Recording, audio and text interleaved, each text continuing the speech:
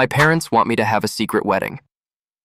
Because my sister is very sensitive and spoiled, but all I heard was, make the wedding as big as possible. Do you know how to identify the golden child in a family? Are you looking for the golden brat? That would be my younger sister, Bella, who instead of being fed cereal or bacon and eggs, was fed attention and validation from the moment she was born, wrapped in bubble wrap. That's what happens when two people raise a child believing her feelings are the center of the solar system, and that any event in others' lives threatens her self-esteem. She wasn't always unbearable, I'll give her that. But when puberty hit and compliments started going to other girls, she began treating every woman in the room as if it were an open competition. You'd wear a dress to a family dinner, she'd casually spill red wine on it. You'd get a new job, she'd cry in the bathroom, saying she felt lost. You'd bring a boyfriend home, she'd flirt with him right in front of you and then tell our parents she was just being friendly. They always believed her. Apparently, to them, Bella wasn't spoiled.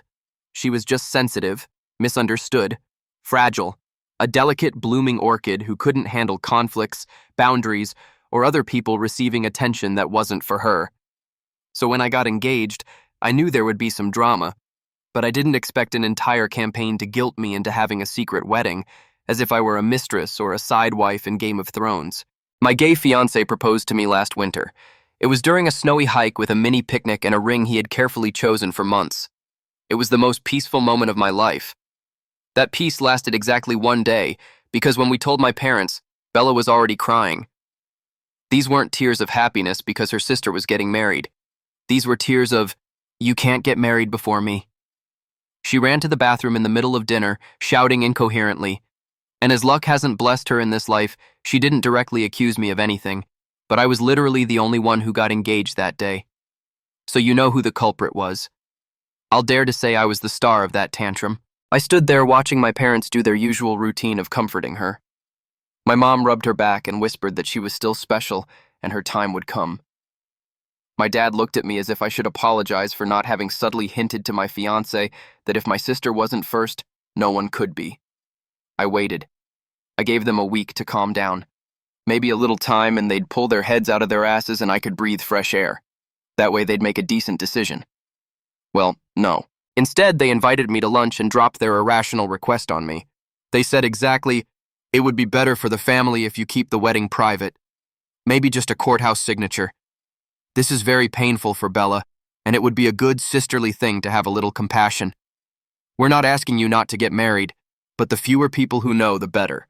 It's best not to cause a spectacle." They used the word spectacle to describe my wedding, as if I were planning to arrive in a carriage with pigeons exploding from my bouquet. They kept talking, saying that Bella was barely getting over her last breakup, a breakup she caused herself by sleeping with her boyfriend's best friend. But hey, minor details for everyone, apparently, and that it would be cruel to have a big celebration when she was in such a vulnerable state. My response then, "So, let me get this straight. You want me to cancel the day I've dreamed of since I was 15 because your adult daughter might get jealous?" They said they weren't asking much. Jay asked me if I was okay after we left.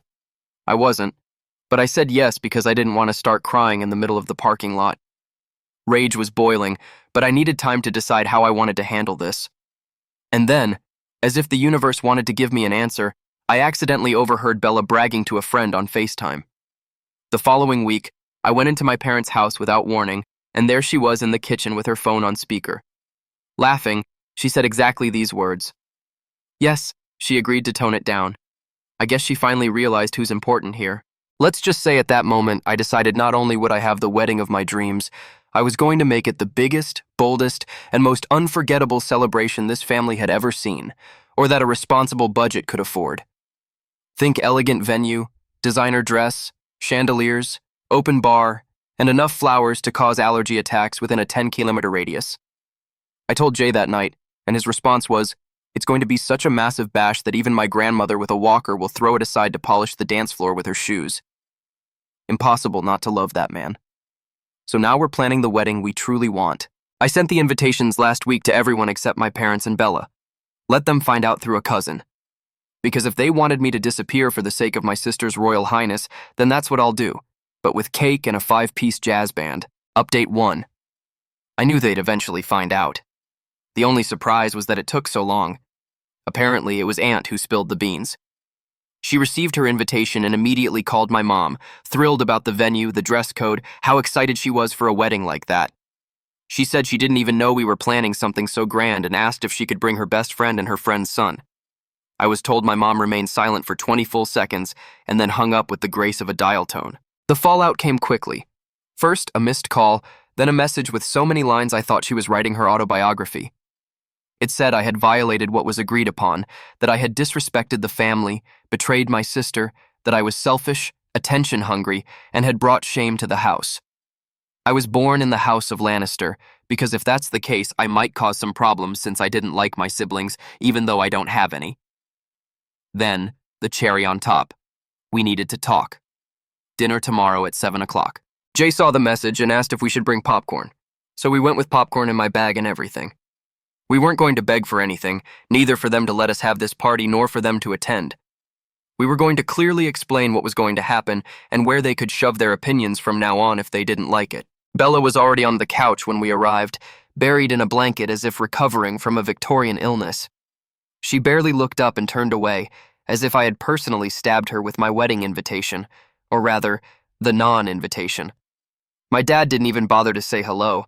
He got straight to the point and asked what I was trying to prove with this wedding. I told him it was a test that two adults in love could celebrate without first having to check if Bella had enough emotional stability points accumulated to handle it. He didn't laugh, but Jay found it quite amusing. My mom intervened, saying that the venue and the guest list were excessive, that we were going to have to work hard to fix things, and that she would make coffee so we could stay up late. I told her there was no need, that listening to them talk was all the energizer I needed. Besides, the arrangements and the wedding were already unmovable. Bella then spoke, saying I should stop being a little girl and behave like her sister and not her enemy. I told her bluntly that if she wanted to be happy because her sister was getting married, I'd appreciate it. But if she was going to whine about it, then she should shut her mouth and keep it to herself.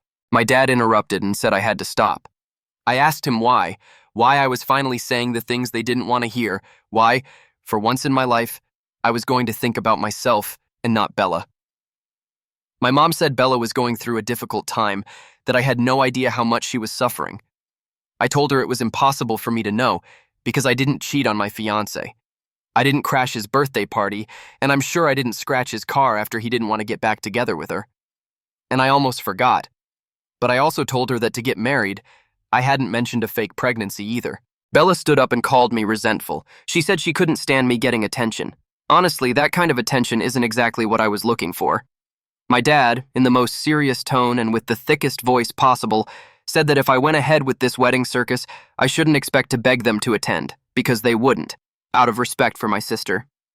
So I told him, perfect, because in terms of invitations for you, there were no invitations. My mom couldn't believe it, so she said I'd regret it. I replied, only if you actually attend. That's why I've made sure your names have forbidden access to the wedding. Bella ran out of the room as always, shrieking like a mix of a wild boar with a wounded leg and Godzilla accidentally putting his hand inside a volcano. She probably expected someone to follow her, but no one moved because it was a bit terrifying. If we had heard that in the middle of the woods at night, it would have been time to light a bonfire and hug each other very tightly. Once home, Jay poured me a glass of wine and asked if I was okay. I didn't know if I was okay, but I knew he'd had a blast. He couldn't stop laughing all night, even though my parents were angry with him and gave him dirty looks. But my future husband has learned to lose respect for my parents because they don't deserve it. They think they're punishing me by not having the honor of attending, but it's the most impressive wedding gift parents with a favorite daughter could give to the other. Update 2. It turns out that planning a wedding is much more fun when you don't have to take into account the emotional instability of a full-grown adult who can't stand not being the main character. Once I took my parents and sister off the list, everything flowed like a dream. Venue booked, dress custom made, song list, a perfect mix of romantic and vengeful.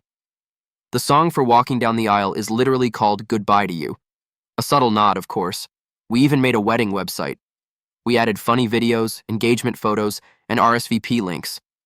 It was only a matter of time before it reached the Holy Trinity, Mom, Dad, and Bella. A week later, I received a message from my cousin, who lives 3 states away. Your mom called mine crying about all this.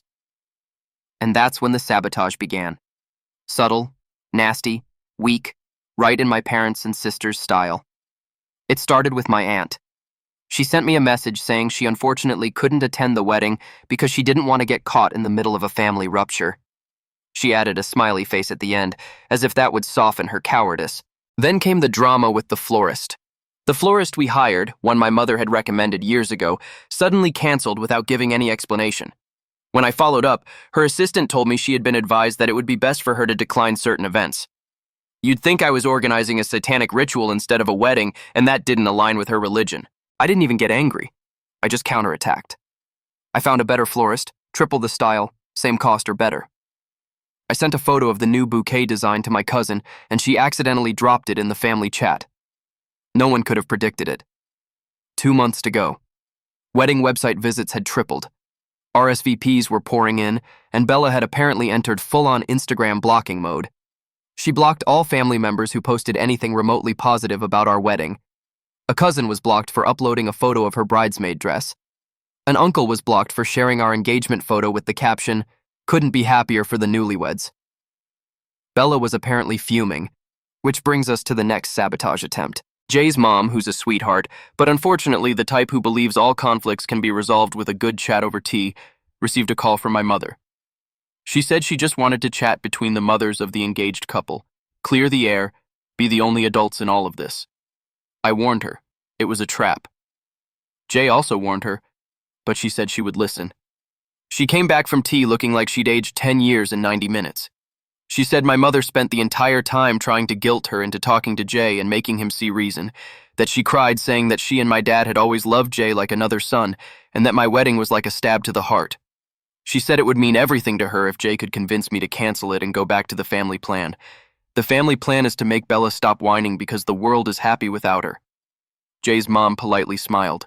She told her it was none of her business and left before breaking her coffee cup display case. I sent her flowers the next day. She earned them. Update 3. The wedding day arrived, and to no one's surprise, my parents didn't show up. Well, it was a surprise they didn't try anything. Jay was calm, serene, and smiling from ear to ear all morning. He didn't even flinch when we received the final guest count. None of my immediate family had changed their minds. I guess by then we both knew the chances of them showing up were somewhere between highly unlikely and only if we carried Bella to the wedding in a slave-carried chair. But someone showed up and brought chaos with him. The ceremony had already ended. Jay and I had just entered the reception when my cousin pulled me aside with a surprised look. She told me someone unexpected had arrived and wasn't on the list. I asked if it was Bella. She shook her head and said it was someone worse. My Uncle Greg. Context. Uncle Greg is my mom's older brother, a man who rarely shows up unless there's gossip to collect or drama to ignite. He's that relative who always seems to know something you don't and delights in dropping emotional bombs at the worst possible moment. And yes, there he was, with a jacket 2 decades too small for him, a drink in his hand, and a Cheshire cat grin that had swallowed the entire family tree. I approached him and asked what he was doing there. He told me he just wanted to congratulate me, that family is family, and that he wasn't going to miss the event of the year. I didn't believe him. Uncle Greg doesn't show up without a reason. He didn't even RSVP. I asked him what he really wanted. He smirked and said he had a gift for me. Then he took out his phone and showed me a screenshot. It was from a private Facebook group, a message my mother had sent to some distant relatives trying to coordinate a dinner on the same night as my wedding. Her new plan, apparently, was to organize a small gathering to counteract the effects of my wedding, as she called it. She said it was important to create space for Bella's feelings during such a difficult time, which was me getting married. The worst part was she had framed it as if I had intentionally excluded them, as if I had gone out of my way to leave out the whole family and use the wedding as a weapon against those who loved me most. I stared at the screenshot, saw the comments. One even wrote that it was a shame how some daughters become so arrogant after finding a partner. Uncle Greg said he thought I should know. He said he wasn't taking sides, which translated from Greg speak means he absolutely was taking sides, but wanted credit for appearing neutral. He asked if I was going to say or do anything. I replied, "No, why bother?" I left Greg at the bar and went back to the party. The rest of the wedding was quite normal, without any other surprises. My parents' supposed dinner took place, but attendance was quite low. Only a few people who had decided not to attend our wedding went, and that was it. The rest of the people they invited but came to our wedding were so tired from dancing and full from eating that the last thing they wanted was to spend time with my parents and that stupidity. Update 4. A year has passed. A year since I got married without them. There wasn't much to tell because things have been pretty quiet all this time. Just occasional crumbs from a cousin or aunt, small things they did, but that no longer mattered because I was married. Apparently, Bella dyed her hair pink again is big news in all this time. That normally marks the beginning of her reinvention arc, which usually follows a failed relationship or a work collapse. I was told she furiously quit her last job because she was asked to share project credit with a colleague. Incredible. My parents, meanwhile, have maintained what I affectionately call selective distancing. They cut me off, yes, but only when it fits their victim narrative. Publicly, they act as if I pushed them away. Privately, I know they ask about me constantly. An aunt told me my mom keeps printed photos of Jay and me from the wedding hidden in a drawer. The same photos that are public because they've been shared on social media. Sometimes she takes them out when no one is looking. I should feel something about it, perhaps nostalgia, a pull towards my more compassionate side, but honestly, all I felt was indifference. I don't care if they miss me, because apparently it's not enough to apologize for what they asked for. It's proof that they still support my sister and will do anything to protect her.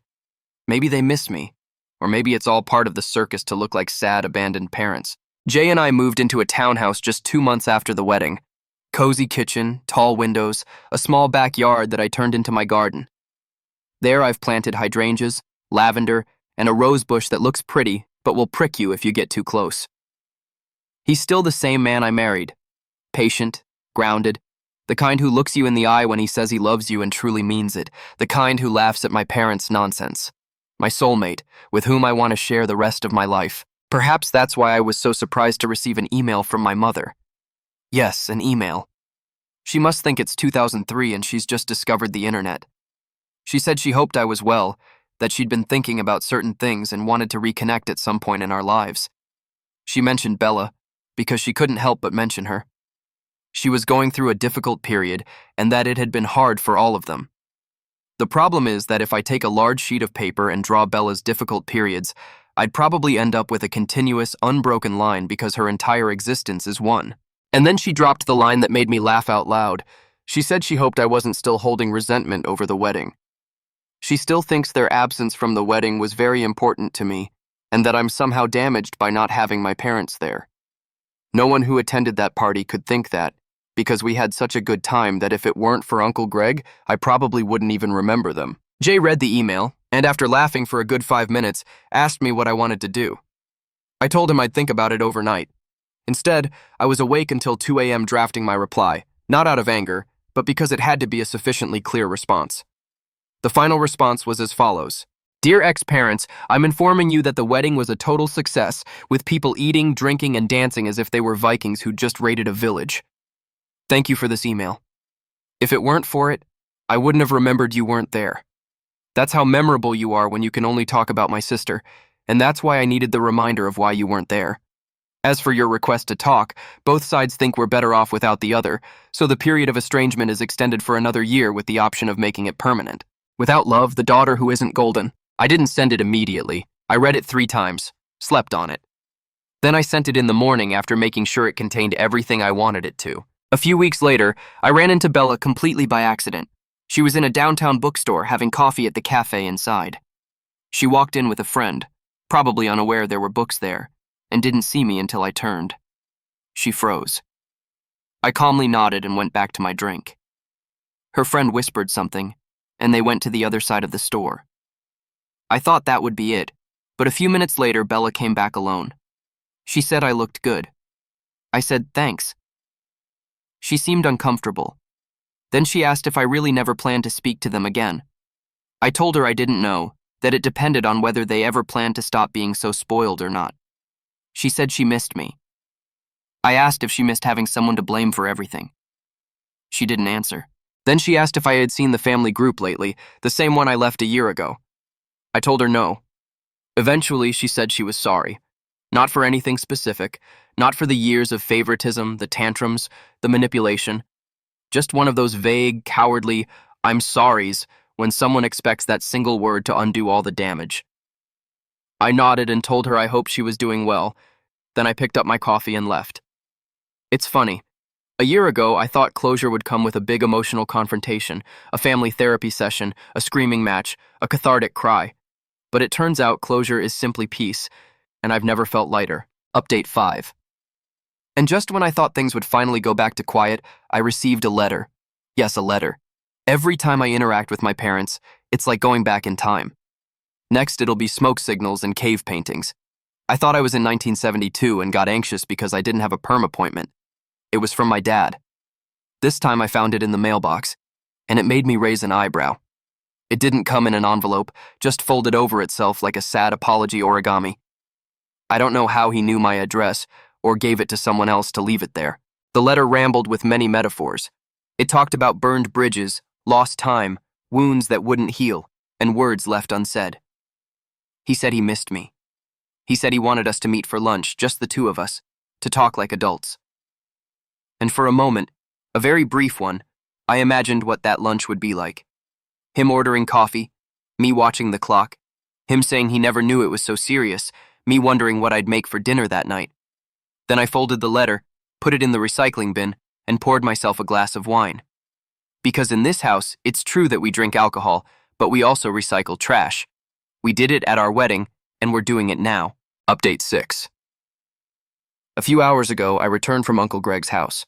And if you know that when he shows up at an event, he brings juicy news, imagine what it means when he hosts an event at his own house. It's the Super Bowl of family gossip. People say they go for the drinks and food, but my uncle cooks pretty badly or buys pre-made food. Everyone goes for one thing, to hear the latest gossip. Yes, it's also a family party, but deep down everyone knows they're waiting for the juiciest gossip of the night. My sister didn't attend, you already know why. And my parents went after more than a year without coinciding with me at any event. Greg is the neutral uncle, so he's tolerable. While I've attended family gatherings organized by people who supported me at my wedding, my parents have gone to others organized by those who supported them.